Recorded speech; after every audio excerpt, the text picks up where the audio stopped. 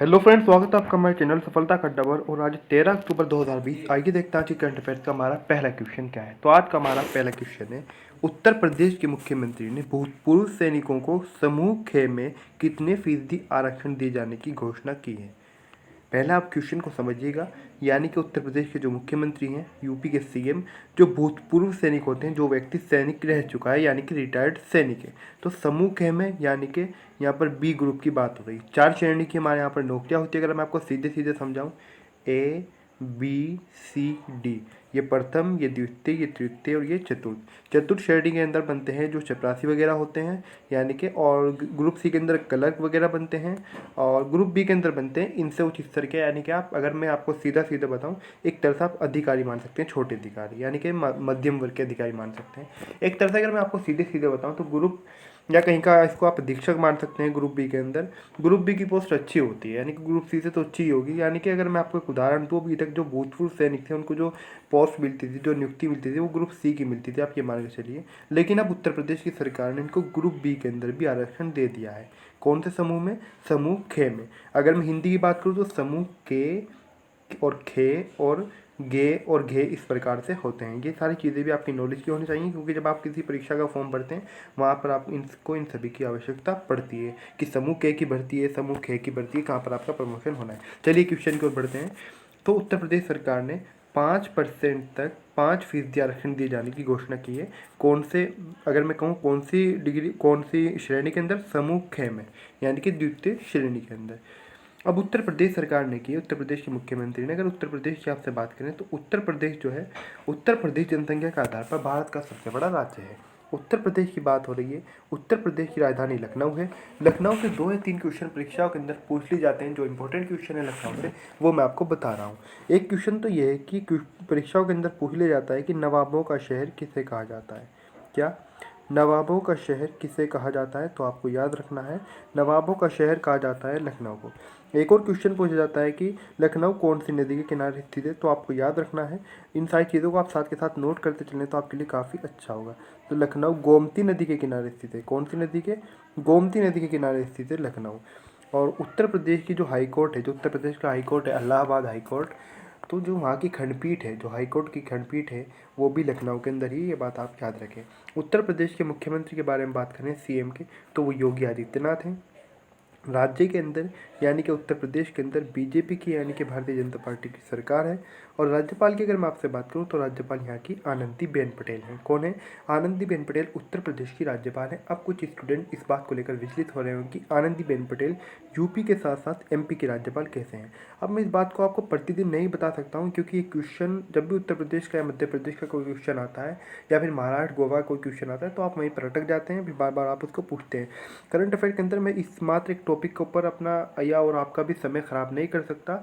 इसके लिए यह नहीं कि मैंने जानबूझकर आपके लिए आपका टाइम ख़राब करने के लिए कोई क्लास ली है। इसके लिए सही समस्या का समाधान करने के लिए कि एक व्यक्ति 2 राज्यों का राज्यपाल कैसे रख सकता है, अलग से क्लास ली गई है। क्योंकि ये लगभग 10 या 15 मिनट का टॉपिक है। एक व्यक्ति 2 राज्यों का राज्यपाल कैसे रह सकता है, क्या क्या इसके प्रकार होते हैं, तो ये सारा मैं, अगर आप खुद ही सोचिएगा, मैं डेली करंट अफेयर के अंदर जब भी उत्तर प्रदेश से या फिर महाराष्ट्र वगैरह से जहाँ जहाँ से राज्यपाल संबंधित हैं, उनसे संबंधित क्वेश्चन आएगा, तो अगर मैं डेली इनको कवर करने लगूँ 10 से 15 मिनट तो इसी में चले जाएंगे आपके, तो उससे आपका ही नुकसान है। तो इसके लिए चाहे तो उत्तर प्रदेश का मामला हो, आनंदीबेन पटेल उत्तर प्रदेश के साथ साथ मध्य प्रदेश की राज्यपाल कैसे हैं, या फिर अगर हम महाराष्ट्र के अंदर देखें, महाराष्ट्र के जो राज्यपाल हैं भगत सिंह कोश्यारी, वो महाराष्ट्र राज्य के राज्यपाल होने के साथ साथ गोवा के राज्यपाल कैसे हैं, या फिर उनका मामला हो। उसके अलावा उस क्लास के अंदर मैंने एक्स्ट्रा आपको ये भी बताया है कि जम्मू कश्मीर के अंदर अब राज्यपाल क्यों नहीं बनते, और जम्मू कश्मीर के अंतिम राज्यपाल यानी कि आखिरी राज्यपाल कौन थे। तो ये सारी चीज़ें आप वहाँ पर जाकर कवर कर सकते हैं कि एक व्यक्ति 2 राज्यों का राज्यपाल कैसे रह सकता है। तो उत्तर प्रदेश की राज्यपाल कौन है? आनंदीबेन पटेल। उत्तर प्रदेश के राजकीय वृक्ष के बारे में अगर बात करें तो यहाँ का राजकीय वृक्ष अशोक है, और राजकीय पुष्प यहाँ का पलाश है। राजकीय पक्षी की अगर बात करें तो सारस या करुण यहाँ का राजकीय पक्षी है। अगर हम राजकीय पशु की बात करें तो यूपी का जो राजकीय पशु है वो है बारहसिंगा। क्या है? बारहसिंगा यूपी का राजकीय पशु है। आगे बढ़ते हैं, देखते हैं अगला क्वेश्चन क्या है। अगला क्वेश्चन है हमारा, मुख्यमंत्री सौर स्वरोजगार योजना का शुभारंभ किसने किया है? मुख्यमंत्री सौर स्वरोजगार योजना आपसे परीक्षा के अंदर, चाहे आपका पीसीएस लेवल का एग्जाम हो, यूपीएससी का हो, या फिर इसके अलावा मैं अगर मैं आपको एक उदाहरण दूँ, एसएससी हो, रेलवे हो, या फिर इसके अलावा कोई भी एग्जाम हो, आपसे क्वेश्चन बदल कर ऐसे भी पूछा जा सकता है कि मुख्यमंत्री सौर स्वरोजगार योजना किस राज्य से संबंधित है? तो आपका आंसर होगा उत्तराखंड। क्वेश्चन को क्योंकि घुमाया जाता है, अब ये जो मैं यहाँ पर जो क्वेश्चन लिखा हुआ है, मुख्यमंत्री सौर स्वरोजगार योजना का शुभारंभ किसने किया, अब इसका उत्तर हो जाएगा उत्तराखंड ने किया, यानी कि उत्तराखंड के मुख्यमंत्री ने किया। इतनी बात तो सभी को पता है, आप में से जितने भी स्टूडेंट होंगे हर चैनल पर या फिर कहीं पर कोई अगर इस क्वेश्चन को कोई बुक में से भी पढ़ेगा ना, तो उसका भी आंसर यही लिखा होगा, क्वेश्चन इसी प्रकार से लिखा हुआ मिलेगा। तो इस चीज़ को तो सब पढ़ रहे हैं, लेकिन आप डिफरेंट क्या है, सिलेक्शन उन्हीं लोगों का होता है जो हर तरीके से तैयार होकर चलते हैं। तो अगर क्वेश्चन ऐसे ही पूछा जाए कि मुख्यमंत्री सौर स्वरोजगार योजना किन राज्यों से संबंधित है या फिर किस राज्य से संबंधित है, तो उस तरीके से भी आप क्वेश्चन को याद करके चलें। उत्तराखंड से संबंधित है, इस योजना का शुभारंभ उत्तराखंड में ही किया गया है, उत्तराखंड के मुख्यमंत्री के द्वारा। अब अगर उत्तराखंड के बारे में बात करें, उत्तराखंड जो राज्य है, जिस समय भारत के अंदर 3 राज्यों का गठन किया गया था, 3 नए राज्य बनाए गए थे। अगर मैं आपसे बात करूँ जिस समय 2000 चल रहा था, 2001 से पहला वाला 2000 यानी कि 1999 के बाद का 2000, जिस समय 2000 चल रहा था, तो 2000 जो सन था उसमें 3 राज्य भारत के अंदर बनाए गए थे। उनमें से ही उस समय एक राज्य बनाया गया था उत्तरांचल के नाम से। किस नाम से? उत्तरांचल के नाम से एक राज्य बनाया गया था। अब उत्तरांचल के नाम से राज्य बनाया गया, लेकिन इसका नाम बदलकर 2007 के लगभग उत्तराखंड कर दिया गया था। क्या कर दिया गया था? उत्तराखंड।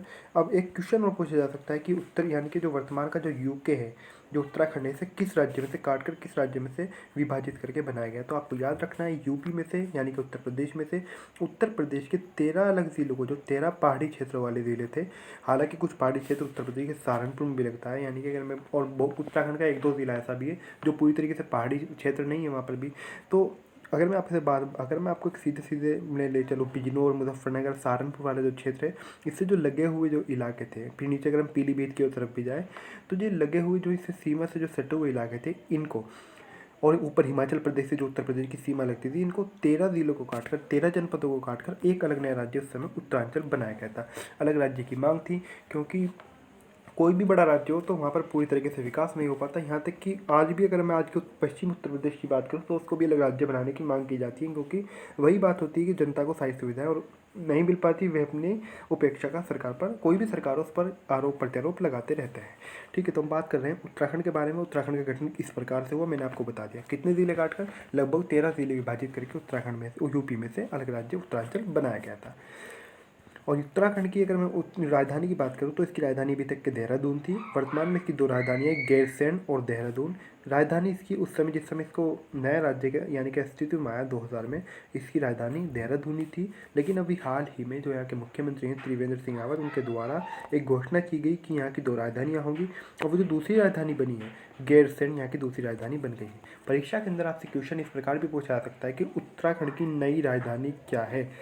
उसके अंदर आपको विचलित किया जा सकता है, उसके अंदर आपको 3 विकल्प मिल सकते हैं, देहरादून, गैरसैंण, और गैरसैंण के अलावा एक और विकल्प आपको मिल सकता है नैनीताल। क्या? नैनीताल। नैनीताल क्यों मिलेगा ये भी मैं बात आपको बताऊंगा, लेकिन तो आपको याद रखना है दूसरी राजधानी यहाँ की गैरसैंण है। तो राजधानी की अगर हम बात करें, कितनी राजधानियाँ हैं? कि 2 राजधानियाँ हैं, देहरादून व गैरसैंण। अगर पूछा जाए कि न्यायिक राजधानी क्या है, जुडिशियल कैपिटल, नैनीताल। आप सोच लेंगे जुडिशियल कैपिटल क्यों है? क्योंकि नैनीताल कैपिटल जो है जुडिशियल है, यानी कि न्यायिक। नैनीताल के अंदर जिस प्रकार से उत्तर प्रदेश का हाईकोर्ट इलाहाबाद में है, हरियाणा पंजाब का चंडीगढ़ में, उसी प्रकार से यहाँ का जो हाईकोर्ट है वो नैनीताल के अंदर है। कहाँ पर है? नैनीताल में उत्तराखंड का हाईकोर्ट है। मुख्यमंत्री की बात करें तो मुख्यमंत्री यहाँ के त्रिवेंद्र सिंह रावत है, और यहाँ पर भी यानी कि उत्तराखंड में भी बीजेपी की यानी कि भारतीय जनता पार्टी की सरकार है।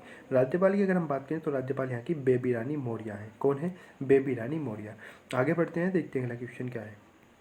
अगला क्वेश्चन है हमारा, भारतीय मूल के विख्यात शिक्षाविद श्रीकांत दातार को किस स्कूल का डीन नामित किया गया है? किसे नामित किया गया है? श्रीकांत दातार को। शिक्षाविद हैं, प्रसिद्ध शिक्षाविद हैं, और इनको डीन नामित किया गया है हार्वर्ड बिजनेस स्कूल का। कहाँ का? हार्वर्ड बिजनेस स्कूल का इनको डीन नामित किया गया है। कहाँ का किया गया है? हार्वर्ड बिजनेस स्कूल का। और अगर बात करें इसमें, अगर हम आगे इसमें इनके बारे में बात करें, ये प्रसिद्ध शिक्षाविद हैं श्रीकांत दातार। आगे बढ़ते हैं, देखते हैं अगला क्वेश्चन क्या है। अगला क्वेश्चन है हमारा, किस राज्य की कैबिनेट ने राजधानी में ट्री ट्रांसप्लांटेशन को मंजूरी दी है? Tree transplantation policy. कौन सी पॉलिसी? ट्री ट्रांसप्लांटेशन पॉलिसी को मंजूरी दी है दिल्ली सरकार ने। किसने दी है?